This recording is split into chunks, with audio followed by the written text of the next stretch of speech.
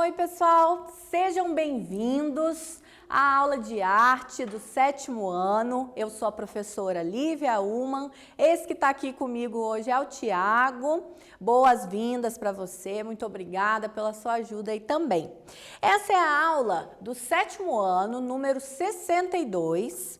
E o título dessa aula é História da Música. Só que tem um subtítulo aí, daqui a pouco a gente vai ver, tá bom? Vamos primeiro lembrar alguns recadinhos. Toda a aula a gente não pode esquecer. Tem gente que é bem esquecido, hein?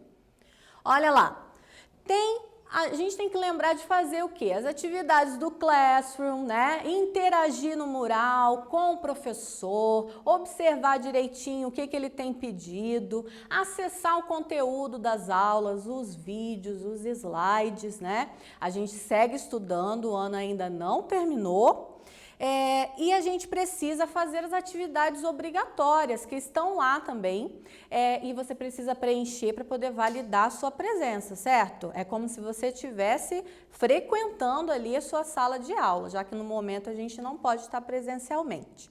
E aqueles alunos também que têm acompanhado pela televisão, mas não têm acesso às plataformas, tem que lembrar de buscar as atividades na escola, de acordo com o combinado lá de vocês, se é toda semana, se é a cada 15 dias, e retornar com essas atividades feitas para que elas cheguem até os professores de vocês para correção, ok?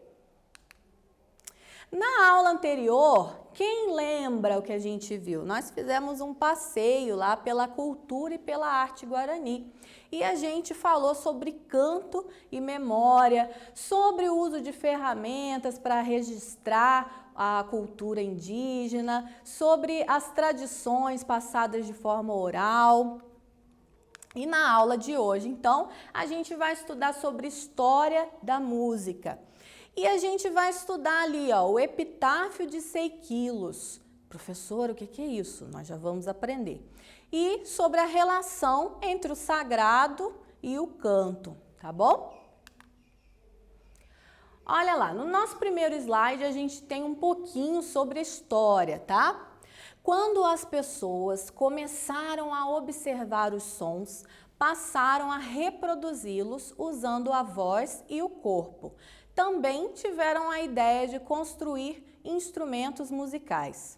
Estudos históricos mostram que nossos antepassados criavam sonoridades intencionalmente e talvez em função de rituais ou outras manifestações mitológicas.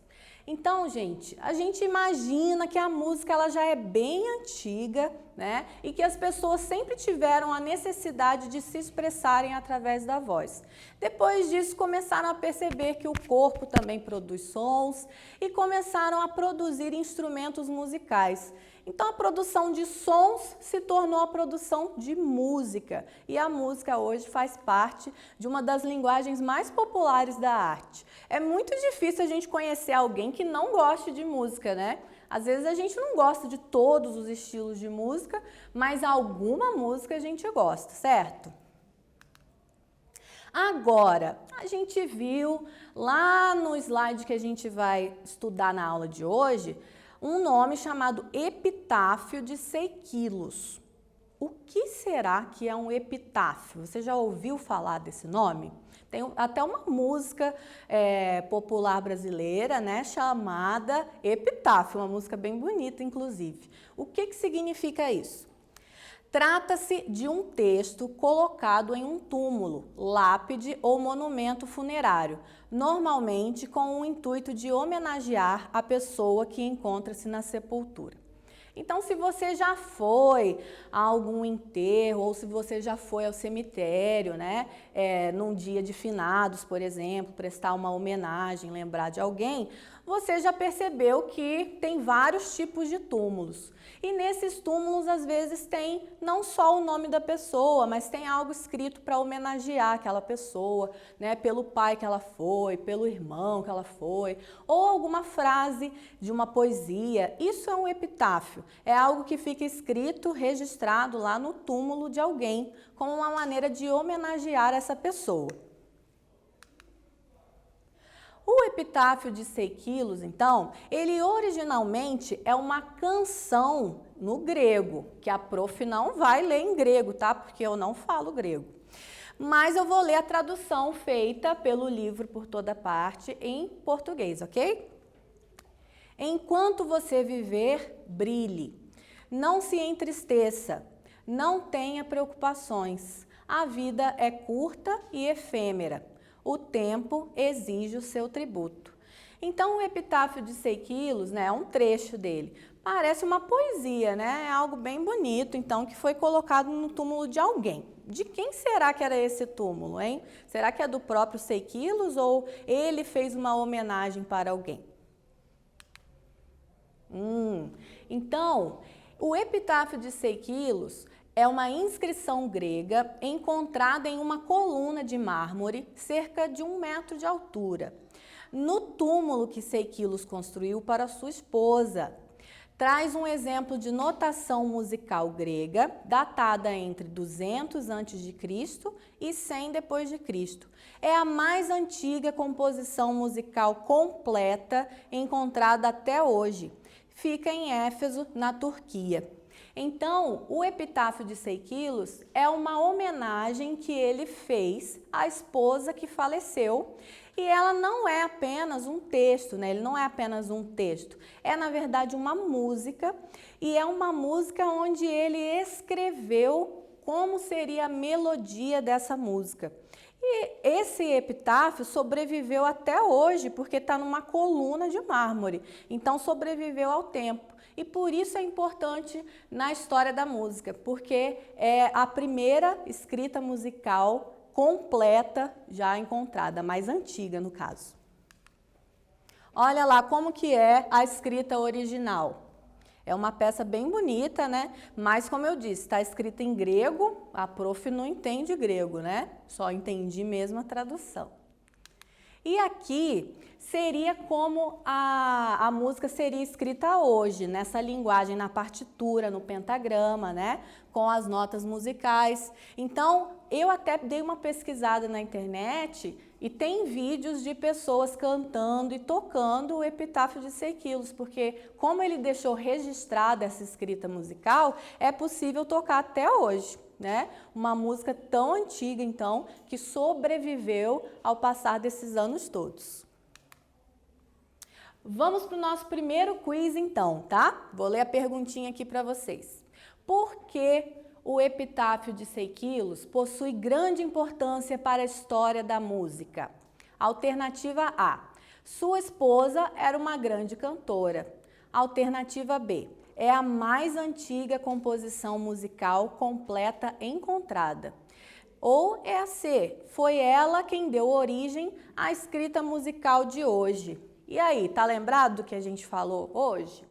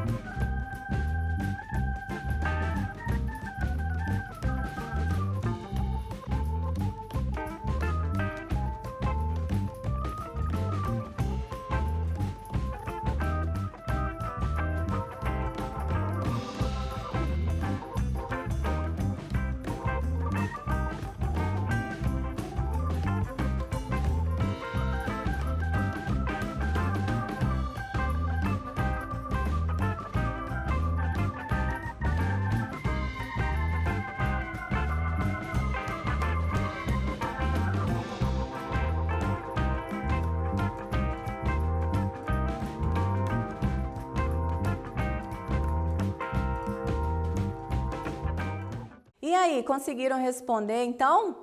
Vamos lá. Por que o epitáfio de 100 quilos possui grande importância para a história da música? Respondeu corretamente quem respondeu a letra B. É a mais antiga composição musical completa encontrada até hoje. Então, por isso que a gente está estudando história da música a partir desse epitáfio aí. Agora, nós vamos para uma outra parte da aula, olha lá.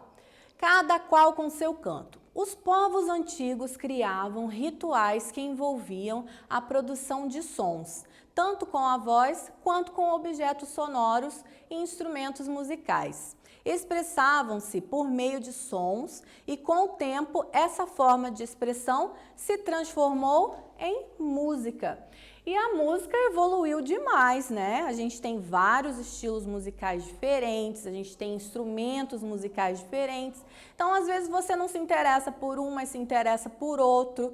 E eu até falo, assim, das linguagens artísticas, artes visuais, teatro, dança e música, eu acho que a música é a mais popular de todas, né? É a que mais pessoas, então, têm acesso aí para tocar também instrumentos, vibração dos instrumentos, também conhecer diferentes vozes, né? Conhecer diferentes estilos musicais. Cada cultura criou o seu jeito de fazer música e interpretar canções, com base nos materiais que tinham e nas ideias que surgiam no cotidiano. Então, é aquilo que eu falo também. Às vezes a gente fica bravo com o nosso professor, que o professor fala assim, cria um instrumento musical com o material que você tem. Aí você começa a olhar em casa, né? O que tem aqui? E tem várias coisas que produzem som, né? Uma simples mesa, né? Pode produzir som. Ou eu, com o meu próprio corpo, posso produzir um som. É lógico que nem todo som é música, né? Às vezes é só um barulho. Mas a gente pode organizar de uma maneira que aquilo se torne música, então. E agora a gente vai entrar numa outra parte da aula, música e filosofia. Vai complicar muito, professora, para com isso. Não, mas vamos lá, vamos entender o que o Aristóteles falava. Ele era um filósofo grego, tá? E ele falava o quê? A música era capaz de representar os estados da alma humana e influenciar a expressão das paixões. E já naquela época era relacionada com o sagrado. Eu acredito muito nisso, que a música ela tem uma influência sobre nós e ela também ajuda a gente a expressar as coisas que a gente está sentindo, né? Então, se a gente está triste, às vezes a gente fica mais triste, se a gente está triste, às vezes a gente pode ficar feliz, dependendo da música, a música influencia a gente. E ela também ajuda com que a gente expresse, às vezes, um sentimento, se a gente está apaixonado, se a gente está cansado, né, revoltado. A música, ela tem uma relação com as nossas emoções. Observe essas imagens, então, olha lá.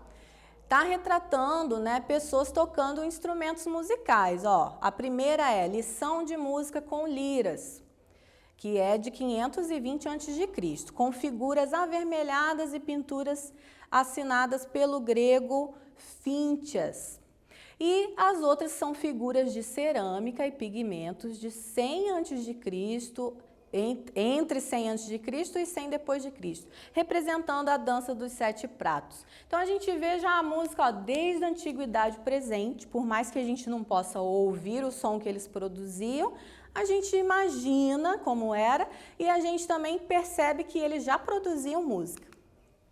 Agora a gente vai ter nosso segundo quiz, presta atenção. Segundo o filósofo grego Aristóteles, a música é capaz de, alternativa A, representar os estados da alma humana e influenciar a expressão das paixões. Letra B, não permitir que o ser humano se expresse. Ou a letra C, não emocionar e nem fazer pensar. Essa aí tá fácil, hein? Vamos pensar aí um pouquinho.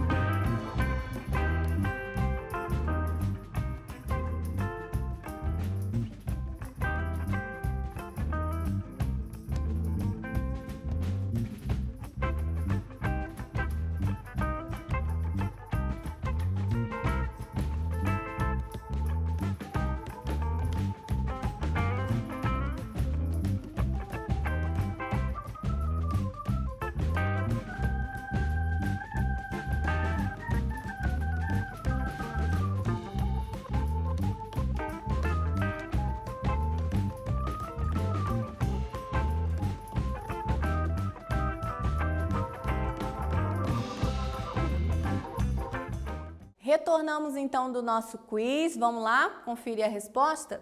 Segundo o filósofo grego Aristóteles, a música é capaz de, letra A, representar os estados da alma humana e influenciar a expressão das paixões. Então, até hoje eu acredito que a música é capaz disso. Agora a gente vai ver um outro tema da nossa aula, que é a relação entre o canto e o sagrado, a religião, então, e a música. Vamos ver como isso tem acontecido. O canto tem uma ligação íntima com a religião. O ser humano cantava aos deuses para reverenciá-los, agradecer-lhes e pedir perdão e solicitar graças desde a antiguidade. Será que até hoje o ser humano faz isso? Usa o canto para exaltar deuses, para falar um pouquinho da sua fé, expressar a sua religiosidade? Eu acho que sim, né? Olha lá, a gente vai ver um pouquinho de como isso acontece com diferentes religiões ou povos, ok? Os povos indígenas, eles usam o canto para afugentar maus espíritos, curar doenças, atrair energias positivas. Os muçulmanos fazem de sua voz uma melodia para Alá, que é o Deus que eles acreditam. Os hindus, cantos para os diversos deuses de sua mitologia e para os rituais de suas culturas.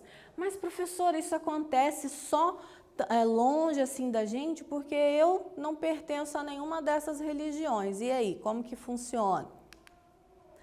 Tem também algumas coisas, de repente, mais próximas da sua cultura, né? Que são os cantos afro e a música cristã também, né? A música cristã contemporânea no mundo inteiro mistura ritmos do pop, do rock, outros também, a letras com temas religiosos.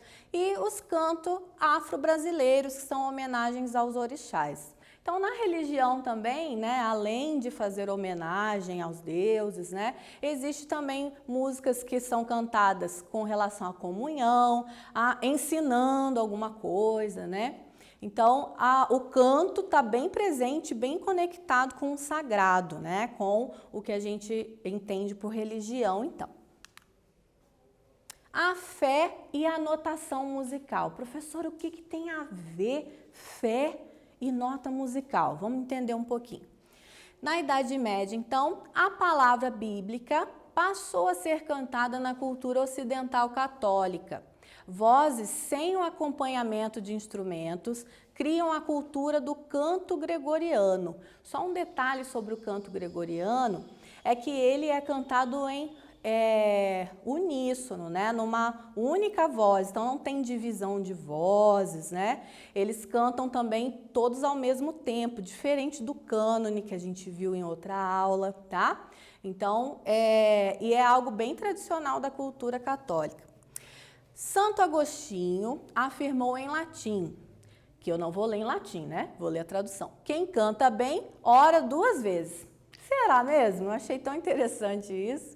Coitado de quem canta mal, né? E sobre o canto gregoriano? É um gênero de música sacra cujo nome homenageia o Papa Gregório. Um tipo de música vocal monofônica, ou seja, em que todos cantam juntos uma só melodia. Você já presenciou alguma apresentação de canto gregoriano?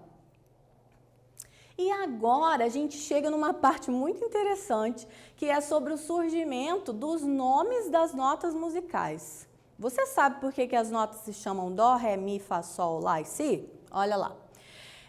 Vem do latim e do catolicismo o nome das notas musicais, Dó, Ré, Mi, Fá, Sol, Lá, Si. Elas estão no início dos versos do hino a São João Batista. Aí começa ali escrito ut. E tem um detalhe ali no nosso slide, ó.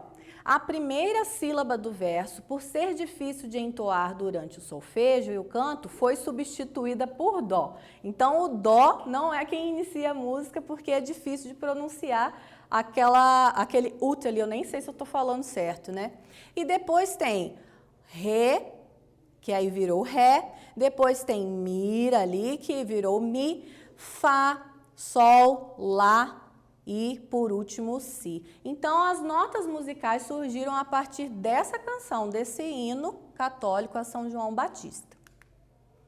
A gente vai ter agora o nosso terceiro e último quiz dessa aula, tá? Vamos ver a pergunta como que é. O que é uma música vocal monofônica? Letra A. Uma música com duas melodias diferentes. Letra B. Uma música com 3 melodias diferentes. Ou letra C. É aquela em que todos cantam juntos uma só melodia.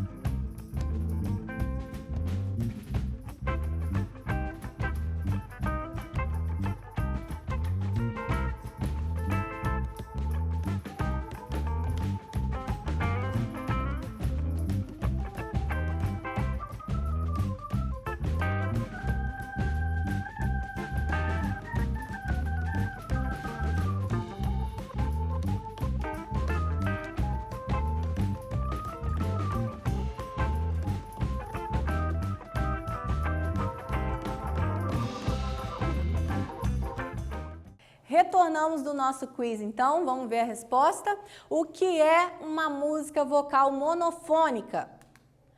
Letra C, é aquela em que todos cantam juntos uma só melodia, como o canto gregoriano que a gente viu na aula de hoje.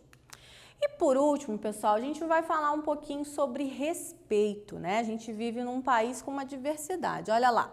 Liberdade religiosa. Vivemos em um país extremamente religioso, que possui uma cultura carregada de elementos provenientes de diferentes religiosidades, católicas, evangélica, islâmica, dos povos indígenas, africanos, entre outras. A liberdade religiosa é garantida pela nossa Constituição. Então, cabe a nós respeitar as diferenças que existem no nosso meio, certo? Pessoal, terminando a aula de hoje, a gente viu um pouco de história da música, o epitáfio de Seiquilos e a relação entre o sagrado e o canto, né? O sagrado no canto. Bons estudos para vocês, muito obrigada. Quero agradecer ao Tiago também e até a próxima.